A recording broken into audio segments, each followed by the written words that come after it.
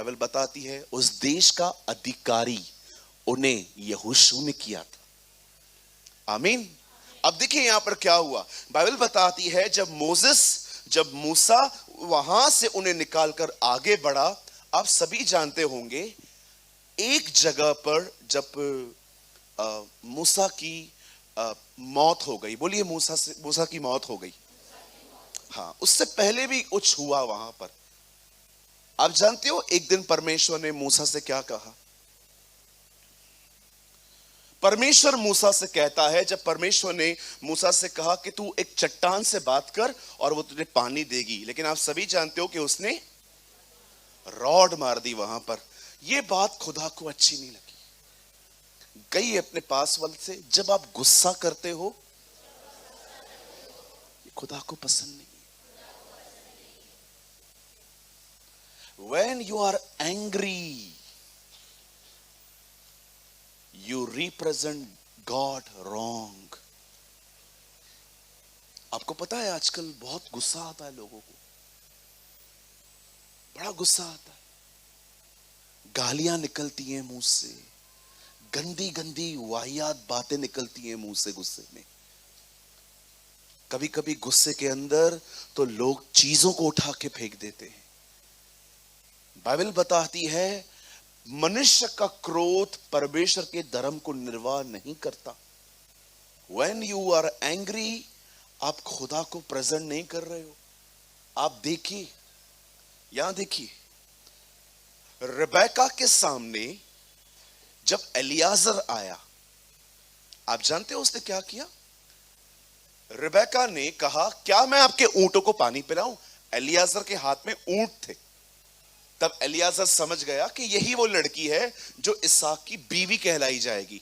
आप जानते हो जिन ऊंटों को उसने पानी पिलाया था, उन्हीं ऊंटों पर बैठकर वो इब्राहिम के घर गई थी। आप जानते हो जीवन में बहुत से लोग आते हैं, परमेश्वर भेजता है ताकि वो आपको किसी तरह की ब्लेसिंग दे, पर आप अपने स्वभाव के कारण, अपने गुस्से के कारण उन लोगों से दूर हो जाते हो। आज भी मुझे आप में से कुछ लोगों के बारे में ऐसा फील हो रहा है कि परमेश्वर ने बहुत सही लोग आपको दिए थे, पर आपने अपने स्वभाव के कारण उन्हें खो दिया। यस। कौन जानता था कि जिन ऊंटों को वो पानी पिला रही है, उन्हीं ऊंटों पर बैठकर वो उसके देश जाएगी। खुदा कई सारे लोग आपकी जिंदगी में ब्लेसिंग के लिए देता है, आशीष के लिए देता है, लेकिन मैं आपसे पूछना चाहता हूं, क्या वो आपके साथ हैं? कहां गए वो? आपकी जुबान के कारण आपसे दूर हो गए। मैं आज भी आपसे कहता हूं, बुरा मत मानिएगा मेरे भाइयों, मेरी बहनों, गुस्सा हत्या है। It's a murder. आपके लिए शायद गुस्सा मुंह से निकालना होगा। आप जानते हो प्रभु ने मुझे एक दिन क्या कहा, अगर तू विश भी करता है ना कि इसके साथ बुरा हो, तू गलत है। इसके साथ तो होना चाहिए था, इससे ये डिजर्व करता है, इससे मेरे साथ में। अच्छा मुझे एक बात बताइए, कोई आपके साथ नहीं खड़ा हुआ जब आपको जरूरत थी, जब आप टफ टाइम से निकल रहे थे? मुझे एक बात बताइए, क्या अब आपको यह सूट करता है कि आप भी उनसे वैसा ही व्यवहार करो जैसा व्यवहार जो उन्होंने आपसे किया? मुझे बताइए मेरे भाइयों, मेरी बहनों, गुस्से पे विक्ट्री पाना बहुत जरूरी है। मैं आपको कंडेम नहीं, मैं बहुत आपको नम्रता से कह रहा हूं। यहां देखिए, कहिए नम्र बनना है। यस, आप बहुत कुछ खो देंगे। कभी कभी आप में से कुछ लोग यहां पर ऐसे भी होंगे कि आप स्ट्रगल कर रहे हो, क्योंकि खुदा ने आपकी जिंदगी में कुछ लोग भेजे थे आपको कहां तक पहुंचाने के लिए, आपने उन्हें ही भगा दिया।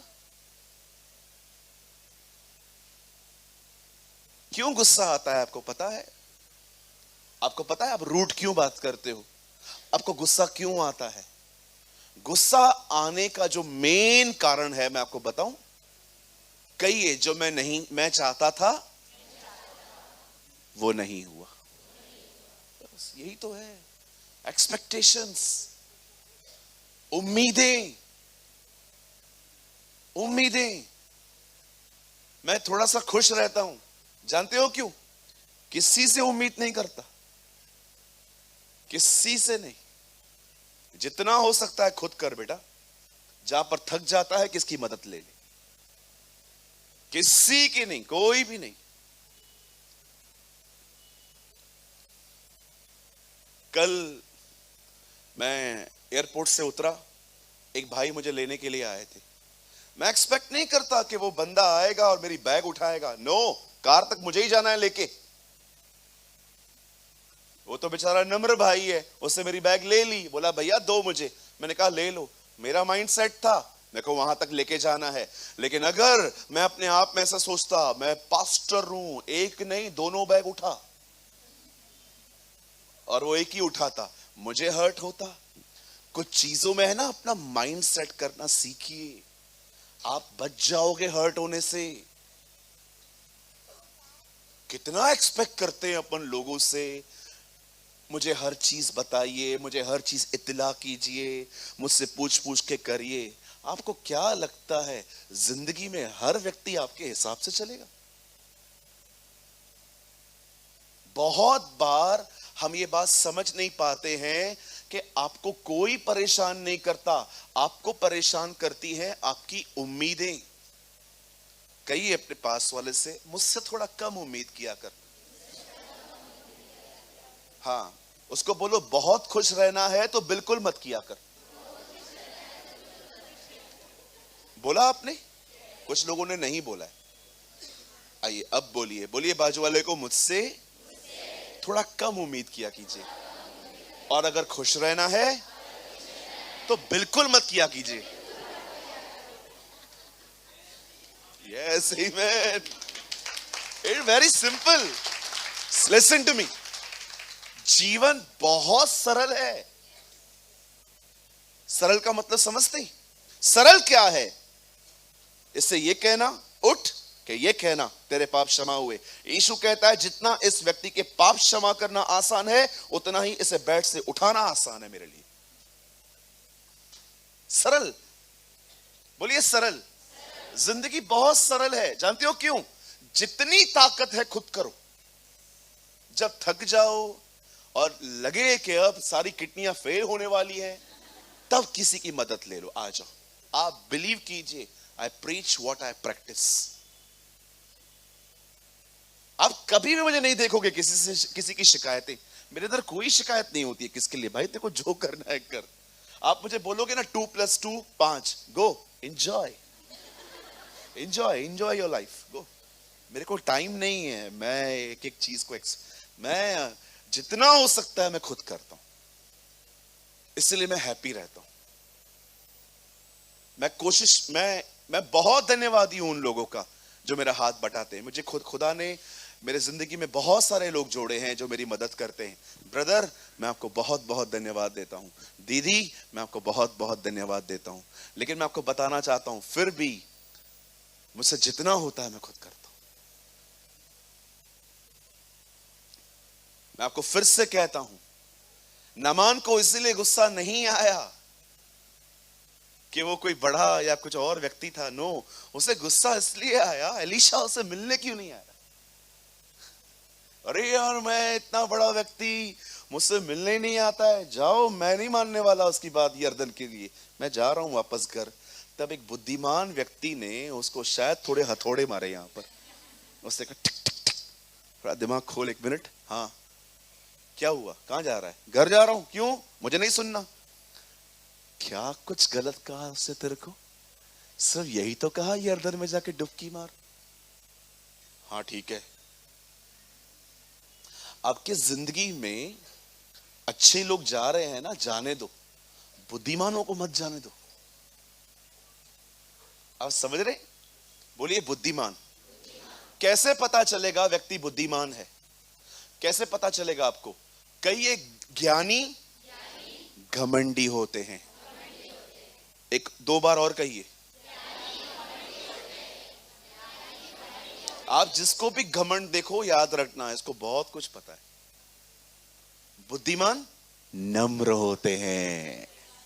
यस, विजडम हम्बल होना सिखाती है। आप किसी को भी देखिए जो रूड है, एक्चुअली प्रॉब्लम पता है क्या है? बोलिए, बहुत जानता है वो।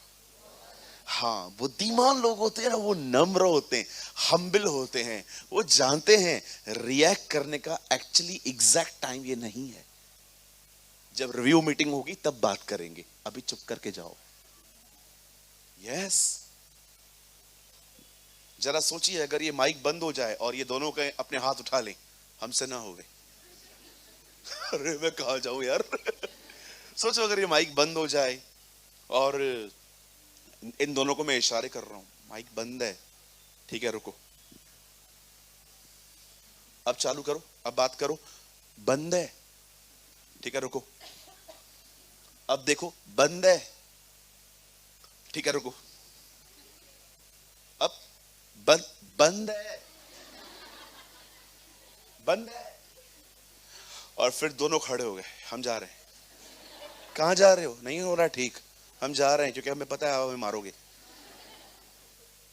नो, अब क्या करना है आपको पता है? इसको छोड़ देना है, थोड़ा आगे आना है, बात करनी है, लोगों को कहना है कान थोड़े बड़े करो। वेट वेट वेट, अब यहीं पर अगर मैं इन दोनों को, मैं दिनेश को बोलता हूं, दिनेश इन दोनों को पकड़ के यहां ला। दो चार बहनें जो लोकल ट्रेन में दूसरों को मारती हैं, आप भी आ जाइए।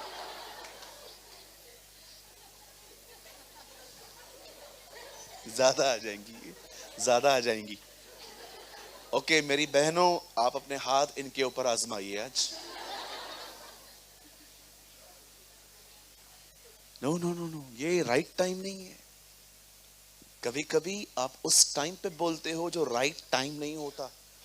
कई बार आप सही बातें बोलते हो लेकिन गलत समय पे बोलते हो, गलत टोन में बोलते हो, इसीलिए कोई बंदा आपकी नहीं समझता। वेट करो, ये मीटिंग हो जाने दो, मैं बाद में इन दोनों को ऑफिस में बुलाऊंगा और मैं उनको बोलूंगा, ब्रदर मैं मेरा काम ठीक से कर रहा हूं, आप लोग अपना काम ठीक से करो ना। अगर दो बार और समझाऊंगा इसी तरह, इसी लहजे में, इसी टोन में, दो बार होने के बाद भी अगर ये लोग ऐसे ही करेंगे, तब तीसरी बार मैं थोड़ा अपना अनबिलीवर का स्वभाव निकालूंगा बाहर। अब मैं इनको थोड़ा तू करके बात करूंगा, तुझे समझ में नहीं आती ये बातें।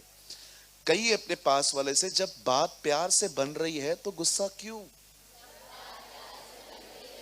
मैं आपको सच कहता हूं, अगर आप अपने गुस्से पे कंट्रोल नहीं पाएंगे ना, लोग आपसे नहीं मिलेंगे, लोग आपके साथ रिश्ता नहीं रखेंगे, लोग आपसे बात नहीं करेंगे। और डोंट से कोई मुझसे बात नहीं करता, ये नहीं करता, वो नहीं करता। क्यों? क्योंकि तुमने खुद अपनी इमेज खराब की है। बी हम्बल, बी जेंटल, तुम्हारी कोमलता सब पे प्रकट हो, गुस्सा नहीं। प्रभु निकट है, कहता है ना पॉल, आपकी कोमलता सब पे प्रकट होनी चाहिए, सबको पता होना चाहिए कि you are a gentle person, आप नोबल व्यक्ति हैं, आप सुनते हैं लोगों को। बाइबल बताती है गुस्सा होने के कारण क्या हुआ। मूसा को प्रभु ने कहा अब तू कनान नहीं जाएगा, वो कनान के बॉर्डर पे ही मर गया। अब सारी जिम्मेदारी आ गई यहोशू पर, बोलिए यहोशू पर। अब जब परमेश्वर यहोशू को कहता है तू इन्हें अंदर ले जाएगा, और आप जानते हो इज़राइल से पहले क्या आता है, कहिए जॉर्डन। यस, यर्दन आती है। अब यर्दन में क्या था? एक रिवर थी, बहुत फेमस रिवर है, हमारे प्रभु ने यहां पर बपतिस्मा लिया है, राइट। कोरहवंशी वहां पर गीत गाते थे बैठकर, मैं दरियाए यर्दन पर तेरे लिए गीत गाऊंगा, 42 साम्स में लिखा है।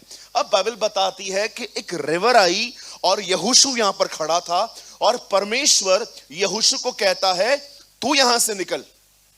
अब बड़े ध्यान से सुनिए, जो लोग यहां पर हैं, कोई भी यहां वहां ध्यान मत जाए, आराम से अपने स्थानों पर जल्दी से बैठकर इस कलाम को सुनिए। वचन कहता है जब यर्दन नदी आई सारे लोग रुक गए। ये वो लोग हैं जो ऑलरेडी लाल समुंदर को दो भाग होते हुए देखकर आए थे, अब वो यहां पर पहुंच गए हैं और उनको वहां से वहां जाना है। अब सुनिए, खुदा क्या कहता है। परमेश्वर यहोशू से कहता है, यहोशू सुन, याजकों को अलग कर, उनके कंधे पर वाचा का संदूक दे, और जैसे ही उनके पांव यरदन में डूबेंगे पानी रुक जाएगा। बाइबल बताती है जब वो वहां से पार हो रहे थे, जानते हो खुदा ने क्या कहा?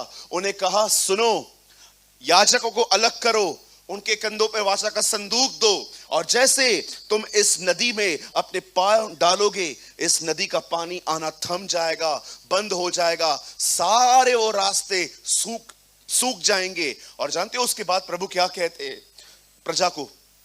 प्रभु कहता है, सुनो, तुम्हारे और संदूक के बीच में 2000 हाथ का फासला होना चाहिए, 2000 हैंड्स, ताकि तुम दूर रहो और देखो जिस तरफ वो जा रहे हैं तुम भी उस तरफ जाओ। अब जानते हो हुआ क्या? 4 लोगों ने संदूक उठाया। वचन कहता है उन्होंने अपने पांव दरियाए यरदन में डाले, और जैसे उनके पांव वहां पर गए, लिखा है यरदन का पानी थम गया। काश हम वहां पर होते।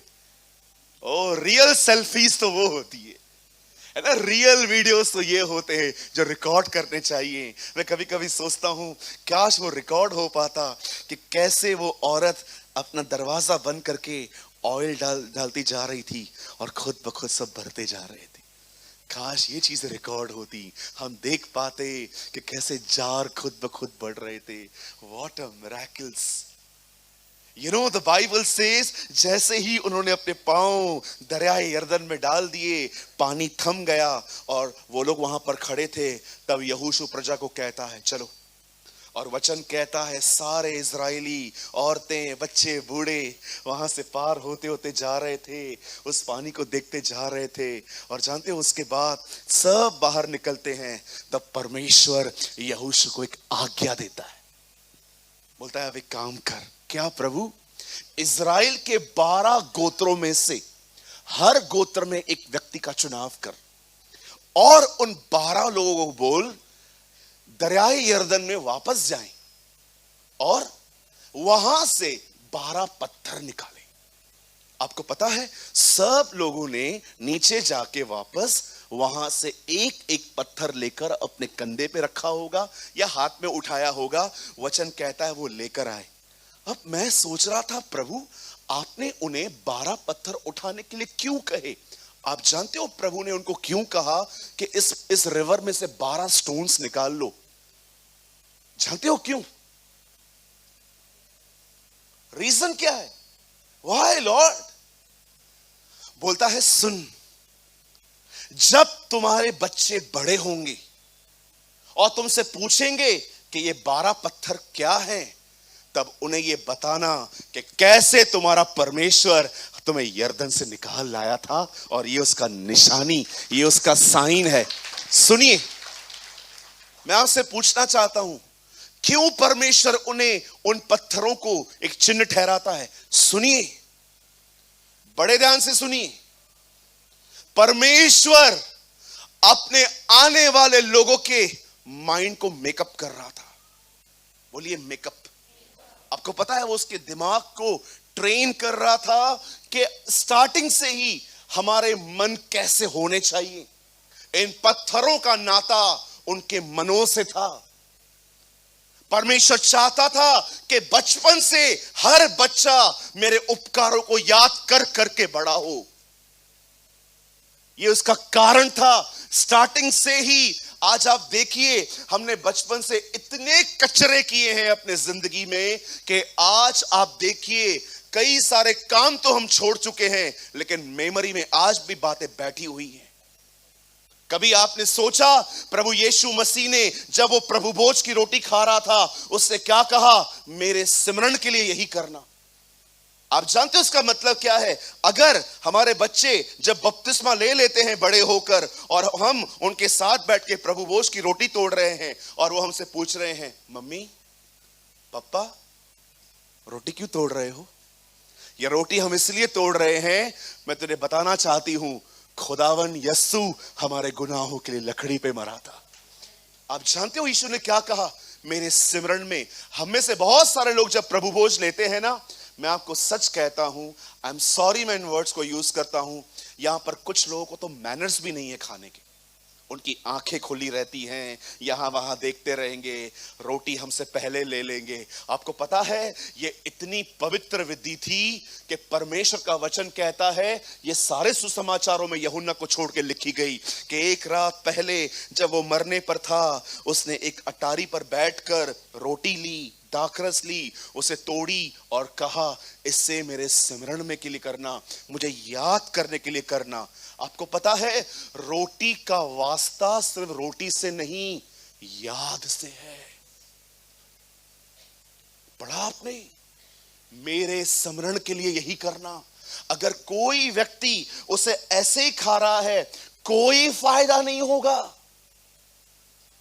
उससे मेरी याद में करना। जब इस रोटी को तुम लो, उस टाइम पे याद करना, कैसे मैं तोड़ा गया हूं, कैसे हर दिन मेरी जिंदगी तुम्हारे लिए मैंने उंडेल दी। मैं आपसे पूछना चाहता हूं, यहां पर कितने लोग हैं, जब आप प्रभु भोज की रोटी हाथ में लेते हैं, आप उस समय अपनी आंखें बंद करके प्रार्थना करते हैं, पवित्र आत्मा कृपया मेरे सामने क्रूस को जीवित कीजिए।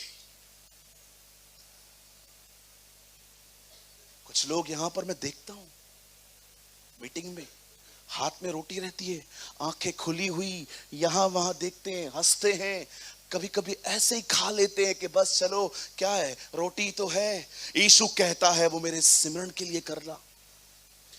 Do this in remembrance of me, ये मेरी याद में करना। पॉल जानते हो क्या कहता है, यह बात मुझे प्रभु की ओर से मिली और मैंने तुम्हें पहुंचा दी कि जिस रात वो पकड़वाया गया, उस रात उसने अपने हाथ में रोटी ली, तोड़ी और शुक्रगुजारी की और कहा, मेरी याद में। मैं आपसे पूछना चाहता हूं, यहां कितने लोग हैं जब आपके हाथ में प्रभु भोज आता है, आप उसे सीरियसली याद करते हैं कि मुझे बचाने के लिए वो इसी रोटी के समान टूटा था। मुझे बताइए, टाइम पास करते हो? क्या समझते हो वो कोई प्रसाद है? यीशु ने कहा जो कोई न खाए उसमें जीवन नहीं है। पढ़ा है आपने? बाइबल बताती है जो उसे न खाए उसमें जीवन नहीं है। यह मेरा मांस है, यह मेरा लहू है। Do this in remembrance of me। अगर आप अपने हाथ में रोटी लेके खड़े हो और बस यहां वहां देख रहे हो, पॉल भी जानता था, इसीलिए कुरिन्थियों के कलीसिया वो कहता है, क्या खाने पीने के लिए तुम्हारे अपने घर नहीं है जो यहां पर करते हो? ये सब पढ़ के देखिए क्या लिखा है वहां पर। क्या खाने पीने के लिए तुम्हें अपने घर नहीं है? अगर सिर्फ खाना ही है ये सब, तो वो बोलता है कोई बड़ी बात है ही नहीं, खाने पीने के लिए तुम्हारे घर पे भी है। जानते हो क्या कहता है? बोलता है ये उसकी याद में करो। Do this in remembrance of me।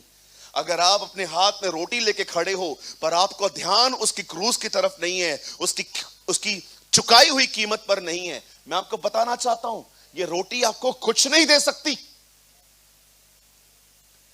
मैं ऐसे लोगों को जानता हूं जो प्रभु भोज खाने के बाद कैंसर से चंगे हुए हैं। मैं ऐसे लोगों को जानता हूं जिनकी इच्छाएं भी निकल गई है, रोटी में नहीं, इस रोटी के द्वारा उन्होंने उसको अपना ध्यान दिया और वो चंगे हो गए। आप जानते हो क्यों पहले की कलीसिया इतनी सामर्थी होती थी? क्योंकि उनका ध्यान यह रोटी उस तरफ ले जाती थी। वे प्रतिदिन आपस में मिलते थे, प्रार्थना करते थे, शिक्षा लेते थे। अमाल में लिखा है, पढ़ के देखिए, बुक ऑफ एक्ट्स में, प्रेरितों के काम में लिखा हुआ है, वे प्रतिदिन आपस में मिलते थे, प्रभु भोज की रोटी तोड़ते थे। अब आप मुझे बताइए क्यों उस कलीसिया पे इतना अनुग्रह था, इतनी सामर्थ थी? उनके छांव से लोग चंगे होते थे, उनके अंगोशों से लोग चंगे होते थे। मुझे एक बात बताओ मेरे भाइयों, मेरी बहनों, जिसका ध्यान यीशु पर है वो सामर्थी कैसे नहीं होगा? कैसे नहीं होगा वो? आप जानते हो हम पावरलेस क्यों हैं? क्योंकि हमारा ध्यान उस पर नहीं, अपने फोन में है। That is a issue. ये प्रॉब्लम है आज की कलीसिया वचन सुनने के बाद अपने हृदय में उसे रखना नहीं जानती। वो डिस्ट्रैक्ट हो जाती है। जब कभी तुम्हें यह पूछा जाए कि ये पत्थर कहां से आए, तो अपने बच्चों को सिखाना कि ये वही पत्थर हैं जो हम दरियाए यर्दन से निकाल के आए थे। आप जानते हो परमेश्वर क्या चाहता था? बचपन से हमारे जो बच्चे हैं वो पहले कार्टून्स नहीं देखें, वो पहले फोन चलाना नहीं जाने, वो पहले सब कुछ न लें, वो पहले परमेश्वर के उपकारों को याद करना सीखें। आप जानते हो ग्रैमस्टन के दोनों बच्चों को क्यों मारा गया था? I was in उड़ीसा, उसके बच्चों को मारा गया था। किसी ने किसी से पूछा, अगर आप स्टेन को मारते तो बात अलग थी, आपने टिमोथी और दूसरे को क्यों मारा? पता है किसी ने क्या कहा?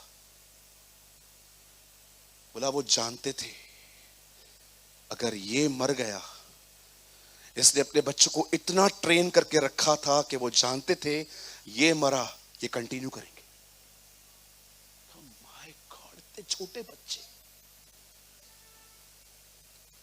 हमारे बच्चों की हालत देखिए आजकल, हाथ में नहीं आते हमारे। आपके बच्चे देखिए, कुछ लोग तो अपने बच्चों को नींद से मार के लेकर आए होंगे यहां पर, चल चल। यस, मैं देखता हूं कुछ लोगों को। आपको पता है यूहन्ना बपतिस्मा दाता की सेवकाई क्या थी? वह माता पिता के मन को बच्चों की ओर फेर देगा। जॉन, आप पढ़ के देखिए, लूका में लिखा है। वह नबी एलिया की आत्मा में चलेगा, वो दाखरस कभी न पिएगा, उस पे छुरा कभी न चलेगा, और माता पिता के मन को बच्चों की ओर फेर देगा। इसका मतलब उसके प्रचार करने के बाद लोग अपने बच्चों पे भी ध्यान देंगे। सब देते हो जो चाहिए आपको, आपका बच्चा जो चाहिए दे दो, है ना? मैं आपसे पूछना चाहता हूं, यहां पर बात बच्चों की नहीं हो रही है। मूसा कहता है यह अवश्य है कि तुम अपने विषय में सचेत रहो। परमेश्वर सिर्फ पत्थर नहीं दे रहा था, आने वाली जनरेशन का माइंड रिन्यू कर रहा था कि उन्हें बचपन से पता हो कि ये क्या है। जब भी तुम आपस में मिलो और तुम्हारे बच्चे ये बात पूछें ये पत्थर कहां से आए, तो इसके बहाने तुम उन्हें पूरी कहानी बताना कि कैसे मैं तुम्हें निकाल लाया, कैसे मैं तुम्हें दरियाए यर्दन क्रॉस करके आया, ताकि बचपन से ही तुम्हारे बच्चे मुझे जान पाए कि मैं उनका परमेश्वर यहोवा हूं। मैं आपसे पूछना चाहता हूं, आप में से कितने लोग हैं अपने घर के लोगों को सब सिखाते हैं, कभी कभी बताते हैं कि यीशु तेरे लिए मरा है, Jesus die for you on the cross. आप जानते हो जिंदगी जीने के लिए सिर्फ ऑयली फूड नहीं छोड़ना पड़ता। अच्छी बात है अगर आप एक हेल्थ कॉन्शियस व्यक्ति हो, एक्सरसाइज करते हो, ऑयली फूड नहीं खाते, आप बहुत सारी बातें करते हो, लेकिन याद रखिए जीवन में आगे बढ़ने के लिए, तंदुरुस्त रहने के लिए सही ख्याल भी चाहिए रहते हैं। अच्छी बात है if you are a healthy, अगर आप एक हेल्थ कॉन्शियस व्यक्ति हो, ब्रदर मैं ऑयली नहीं खाता, मैं ऑयली नहीं खाती, मैं ये नहीं करता, मैं एक्सरसाइज करती हूं, मैं ये करती हूं, मैं वो करती हूं, प्रेज द लॉर्ड, प्रभु आपको और बढ़ाए। लेकिन मुझे एक बात बताइए, आपकी तरह और भी बहुत सारे लोग सारा दिन जिम और इनमें लगे रहते थे, टाइम से पहले भी लोग मर जाते हैं। क्यों मर जाते हैं? क्योंकि उन्हें यह बात नहीं पता है कि जिंदगी जीने के लिए वो चाहिए जिसे जिंदगी दी है हमें। आप जानते हो 90 के दशक में एक जगह पर बिली ग्राहम ने कहा, तुम्हें वही बना सकता है जिससे तुम्हें पहले बनाया था। तुम्हें वही बना सकता है जिससे तुम्हें पहले बनाया था। आज देखिए, अगर ये टीवी अगर ये यहां पर नीचे गिर जाए, आप मुझे बोलो इसे बनाओ, बन जाएगी, बिल्कुल बन जाएगी। 3-4 साल लगेंगे। अगर ये टीवी यहां से गिर जाए नीचे और आप मुझे कहोगे सूरज भाई इसे बनाओ, मैं बिल्कुल बना दूंगा, यूट्यूब चलाऊंगा, हर चीज को देख देख के बना लूंगा, लेकिन मेरे को 4-5 साल चाहिए। लेकिन सोचो, जिसने ये टीवी बनाई है अगर उसके पास ले जाएं, कल तक बन जाएगी। तुम्हें वही बना सकता है जिसने तुम्हें पहले बनाया था। तुम्हें वही बना सकता है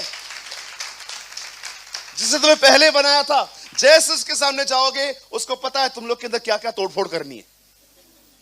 हाँ, वो स्वर्ग को बोलेगा, खोल इसको, ये किडनी निकाल, ये लंग्स निकाल, ये गुर्दा निकाल, डाल नया डाल सब, जैसे फिर फाड़ के फिर आपको सी के जा, ठीक हो गया तू।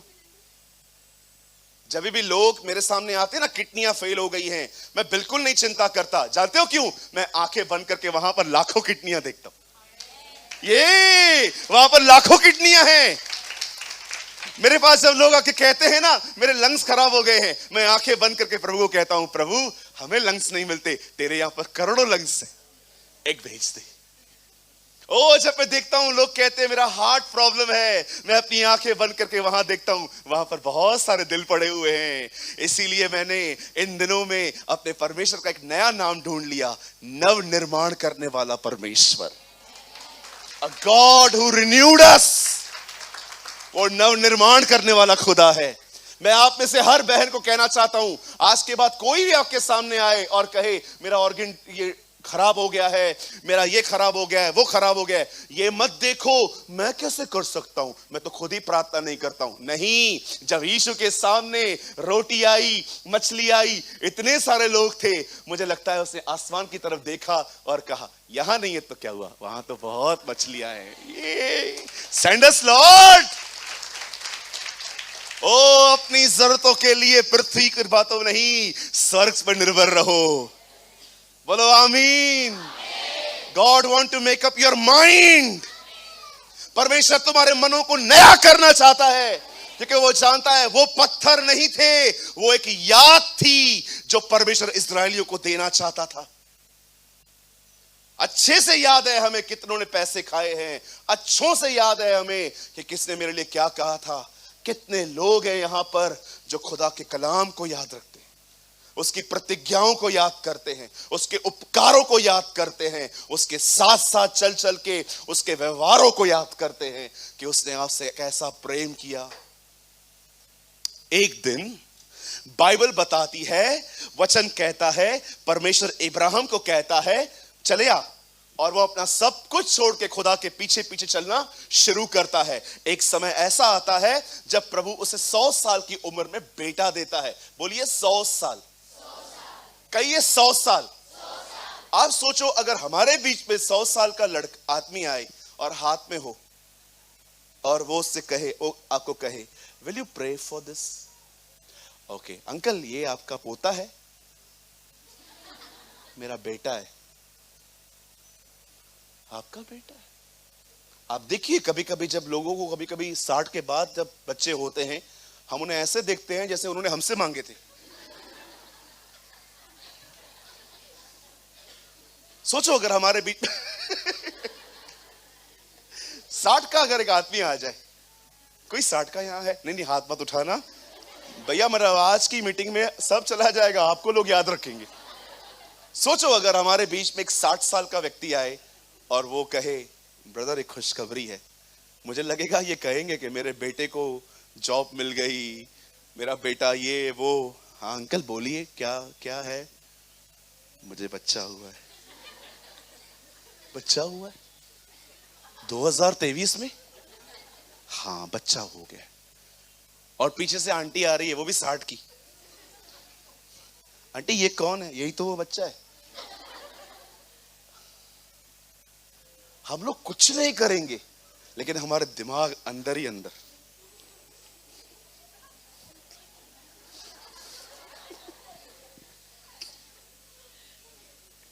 हम क्या आप सोचो, सारा की मरी हुई गर्भ थी। You know she was pregnant in 90 years की थी वो। आपको पता है उसे बच्चा हुआ कैसे? एक्चुअली मैं आपको बताऊं हुआ कैसे।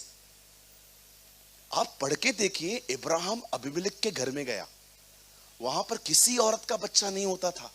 जब परमेश्वर ने कहा जब अबीमेलेक ने कहा मेरे घर की औरतों के लिए प्रार्थना कर, और वो उनके लिए प्रार्थना कर रहा था कि इन्हें बच्चे हो, उधर सारा भी खड़ी थी। वो सेम अनॉइंटिंग जो उनके ऊपर आई थी, वो सेम अनॉइंटिंग सारा के ऊपर भी आई थी। उसके बाद लिखा है वो प्रेग्नेंट हुई। आप बिलीव कर सकते हैं, जो अभिषेक आप दूसरों के लिए मांगोगे ना, वो अभिषेक आप पे भी आएगा। Believe me, same anointing. एलिया का अभिषेक यूहन्ना पर था, इसीलिए ऊंट के रोम के वस्त्र पहनता था। उसका अभिषेक उसे उसकी तरह ही बना रहा था। आज अगर यूहन्ना बपतिस्मादाता को ये अभिषेक एलिया की तरह बना सकता है, तो यीशु का अभिषेक हमें यीशु की तरह क्यों नहीं बनाएगा? Praise the Lord. बोलो यीशु मसीह की, बोलो खुदावन यीशु की। आप जानते हो उसके बाद क्या हुआ? बाइबल बताती है इब्राहिम को 100 साल की उम्र में एक बेटा हुआ। उसका नाम रखा गया आइजक। बोलिए इसहाक। और एक टाइम आया जब परमेश्वर ने इब्राहिम से कहा, इब्राहिम मला पाइजे, मेरे को ये लड़का वापस दे। ओ इब्राहिम को 3 दिन लग गए, 3 डेज। मैं कभी कभी सोचता हूं क्यों वो हमारे विश्वास का पिता बना। मैं कभी कभी सोचता हूं क्या उससे सारा से ये छुपाया होगा कि मैं इसे मारूंगा। कभी कभी वो, जब मुझे लगता है कि वो निकलता होगा, सारा उससे पूछती होगी तो उसे कहां ले जा रहा है। इतने सालों के बाद आप सोचो वो कितना क्यूट होता होगा। आप उसके बचपन को उससे किस तरह देखा होगा, ही इज माइन, ये मेरा है।